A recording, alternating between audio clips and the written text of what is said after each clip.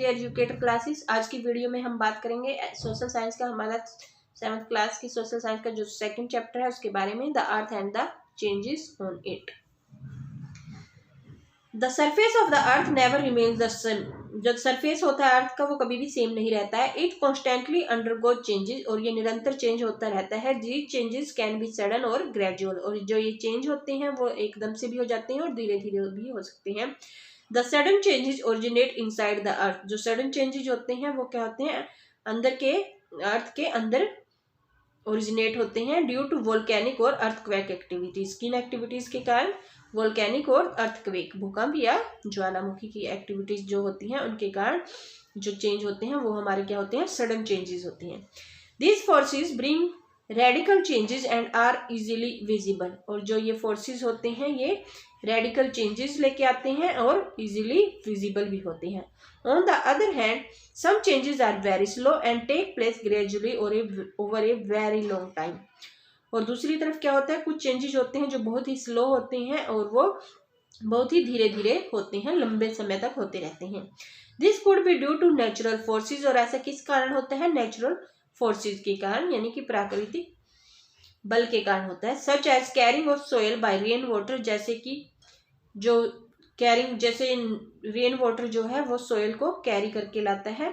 Changes in the course of a river, जिससे क्या होता है, रिवर के कोर्स में चेंज होता रहता है। Winds carrying soil particles with them, और जो विंड है वो अपने साथ सोयल पार्टिकल्स लाती है, इससे भी जो है चेंज ग्रेजुअली होता रहता है, धीरे धीरे ये चेंज होता है रहता है। जैसे कि जो मिट्टी, जो रेन वाटर है वो अपने साथ मिट्टी बहा के लाता है, ठीक है, तो उससे क्या होता है, चेंज होता रहता है।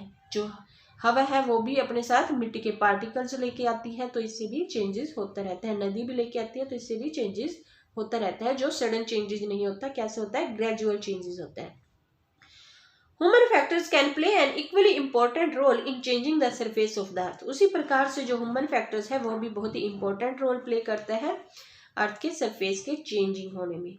The examples are cutting down of forest, जिसका एग्जाम्पल क्या है, कटिंग डाउन ऑफ फॉरेस्ट यानी कि जंगलों को काटना, कंस्ट्रक्शन ऑफ रोड्स, रोड्स को बनाना, ब्रिजेस को बनाना, एंड रेलवे लाइंस को बनाना, large scale mining, large scale पे जो माइनिंग करते हैं, माइनिंग मीन्स खुदाई करते हैं जैसे खदानों में, बिल्डिंग ऑफ डैम्स, जो बांध बनाए जाते हैं, एटसेट्रा। इन सब तरीकों से क्या होता है, ये भी सरफेस ऑफ द अर्थ के चेंज के लिए रिस्पॉन्सिबल होते हैं। In this chapter we will study about the processes that are involved in bringing gradual changes upon the earth surface. और इस चैप्टर में हम किस बारे में स्टडी करेंगे, हम उस प्रोसेस के बारे में स्टडी करेंगे जो इन्वॉल्व होती है ग्रेजुअल चेंजेस में।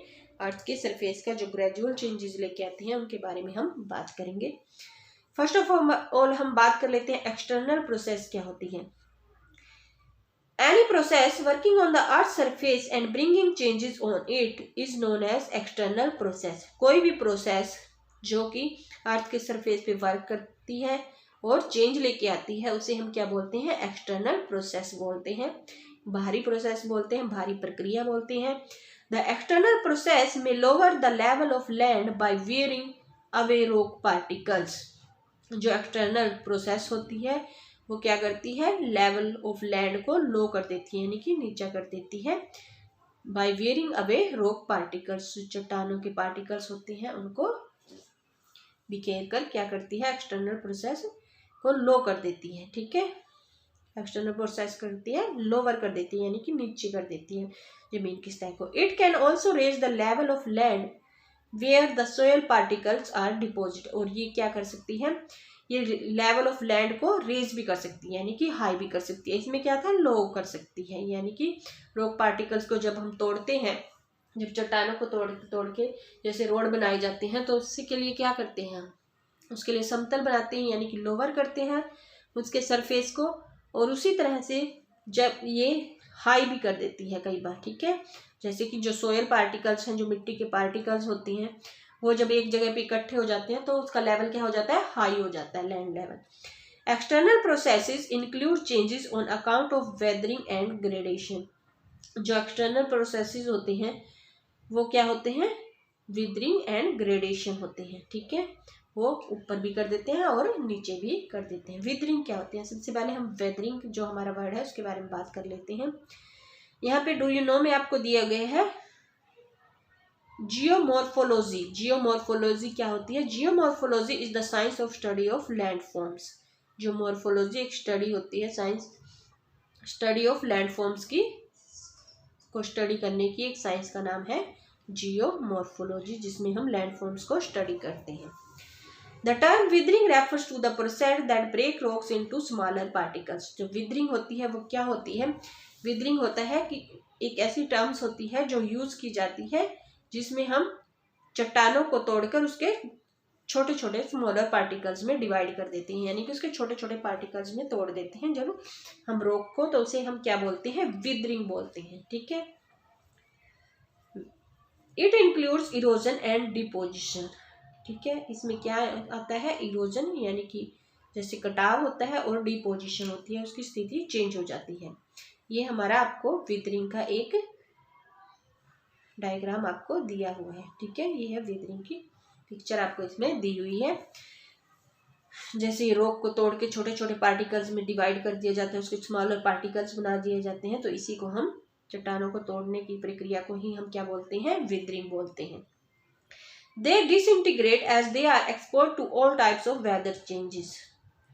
तो ये क्या है? दे डिसइंटीग्रेट, ये डिसइंटीग्रेट हो जाते हैं और एक्सपोज सभी तरह का जो वेदर चेंज होते हैं उनको एक्सपोज करते हैं। The effect of weathering can also be seen on stone monuments and buildings where pieces of stones get flaked off and iron railings get rusted. जो इफेक्ट होता है विदरिंग का वो हम कहाँ पे देख सकते हैं? स्टोन मॉन्यूमेंट्स, जो कि भी पत्थर के मॉन्यूमेंट्स, स्मारक बने हुए हैं और बिल्डिंग्स बनी हुई हैं, वहाँ पे जो स्टोन्स के पीसीज होते हैं वो टूट के गिर जाते हैं, और जो आयरन की रेलिंग्स होती हैं उनके ऊपर से भी जो है रस्टेड हो जाता है, यानी कि जो आयरन की रेलिंग्स होती हैं उनके ऊपर भी जो जमा होता है वो गिरने लगता है। ठीक है, तो ये था हमारा विदरिंग। डू यू नो में आपको दिया गया है gradation means levelling of land. Gradation का मीन्स क्या होता है? लेवलिंग ऑफ लैंड, यानी कि लेवल, लैंड के ऊपर जो लेवल होती हैं। It occurs in two ways, ये दो तरीके से होता है, ए ग्रेडेशन एंड डिग्रेडेशन। एक होता है ए ग्रेडेशन और एक होता है degradation. A gradation means adding of sediments and raising the level of land. तो ए ग्रेडेशन का मीन्स होता है जब लैंड के लेवल को हम रेज कर देते हैं, यानी कि ऊपर उठा देते हैं, उसमें कुछ ऐड ऑन कर देते हैं सेडिमेंट्स को, एडिंग को हम क्या बोलते हैं? Aggradation. Degradation means breaking and wearing of sediments and lowering the level of land. और डिग्रेडेशन का मीनिंग क्या होता है? कि सेडिमेंट्स का ब्रेक हो जाना या वेयरिंग अवे हो जाना, यानी कि उनका टूट जाना, और जो लैंड का लेवल है वो नीचे हो जाना। ए ग्रेडेशन मीन्स रेज हो जाना और degradation means lower the level of land. Next हम बात कर लेते हैं इरोजन के बारे में। इरोजन क्या होता है? इरोजन और denudation refers to gradual wearing and carrying away of all those loose particles of disintegrated rocks which lie exposed on the earth's surface by the weathering agents of gradation, for example yeast, running water, wind, moving ice and sea waves. Erosion और डिन्यूडेशन किसे बोलते हैं? यानी कटाव किसे बोलते हैं? Refers to gradual wearing and carrying away of all those loose particle, उन सभी लूज पार्टिकल्स को जब हम अपने साथ बहाकर ले जाते हैं, ऑफ डिसइंटीग्रेटेड रॉक्स, यानी कि जो असंगठित रॉक्स हैं उनके साथ, which lie exposed on the earth surface, जो कि कहाँ पे होते हैं? अर्थ के सरफेस पे होते हैं, by the weathering agents of gradation. ठीक है, तो ये कैसे लेके जाते हैं? कौन लेके जाता है इनको अपने साथ बहा के? रनिंग वाटर, जैसे बहुत तेज एकदम से रनिंग पानी आ जाता है, विंड हवा को बहा के ले जाती है, और मूविंग आइस होती है, और जो सी वेव्स होती हैं वो अपने साथ बहाकर जब मिट्टी को या पार्टिकल्स को, रॉक्स के पार्टिकल्स को ले जाती हैं, तो उसे हम क्या बोलते हैं? इरोजन बोलते हैं। नेक्स्ट है disposition. Disposition refers to the laying down of sediments which have been carried from distant parts of the earth's surface by various agents of gradation. Disposition क्या होती है? एक ऐसा लेइंग सेडिमेंट्स को ले जाती है अपने साथ, विच हैव बीन कैरिड, बहुत ही डिस्टेंस पार्ट से, बहुत दूर दूर तक अर्थ के सरफेस से लेके जाती है जो ग्रेडेशन के वेरियस पार्ट्स, वेरियस एजेंट्स होते हैं, वो कौन कौन से होते हैं? The continuous process of disposition results in the formation of soil eight other places. और जो इससे क्या होता है, जब निरंतर ये प्रोसेस चलती रहती है डिस्पोजिशन की, तो इससे क्या होता है कि अदर प्लेस पे फॉर्मेशन ऑफ सॉइल होता है, यानी कि सॉइल का निर्माण होता है। डिपोजिशन क्या होती है कि एक जगह से जैसे मिट्टी को बहा के नदी वगैरह लेके जाती है, पानी बहा के ले जाता है और दूसरी जगह पर उसको इकट्ठा कर देता है, तो उसे ही हम डिपोजिशन बोलते हैं। कि एक जगह से भूमि का कटाव हुआ और वो मिट्टी या मिट्टी जो है बहा के ले गई, या सॉइल पार्टिकल्स को जो बहा के ले जाती है, नदी रनिंग वाटर जैसे होता है नदी का, या हवा लेके जाती है, और एक जगह पे जाके जब वो इकट्ठी हो जाती है, उसे ही हम डिपोजिशन बोलते हैं। The rate at which erosion take place depends upon the temperature of a place. इसका रेट क्या, इसकी जो रेट होता है इरोजन का, कटाव का, वो कैसे होता है, ये किस किस पे डिपेंड करता है? ये डिपेंड करता है किसी भी प्लेस के टेम्परेचर पर, तापमान पर, वेजिटेशन कवर, वहाँ की वेजिटेशन पर, रेनफॉल पर, स्लोप ऑफ द लैंड पर, और टाइप ऑफ सॉइल पर, कि वहाँ पे किस तरह की soil and changes in land use, और वहाँ की लैंड का जो यूज में चेंजेस हुए हैं वो कैसे हुए हैं, इन सब चीज़ों पर ये डिपेंड करता है इरोजन यानी कि कटाव। ठीक है, तो ये था हमारा कटाव यानी कि इरोजन और डिपोजिशन। एक इरोजन का मतलब एक जगह से जो मिट्टी है उसका कटाव हो जाता है, सोइल पार्टिकल्स ब्रेक हो जाते हैं, तो ये होता है इरोजन।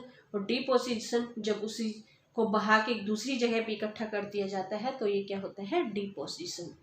Thank you.